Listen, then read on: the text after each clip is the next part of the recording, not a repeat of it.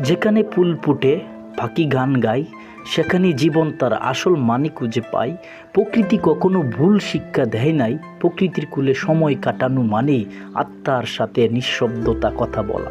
দুনিয়াটা ভাই খুবই অল্প দিনের জন্য আসা। দুনিয়াতে আমরা থেকেও আল্লাহর প্রকৃতির কূলে মাথা রেখেও আমরা আল্লাহর কথা মতো চলতে আসছি না ভাই। দুনিয়াটা খুবই অল্প সময়ের, সময় কখন চলে যাচ্ছে আমরা ভাবতেছি সময় জীবনে আসবে নতুন করে।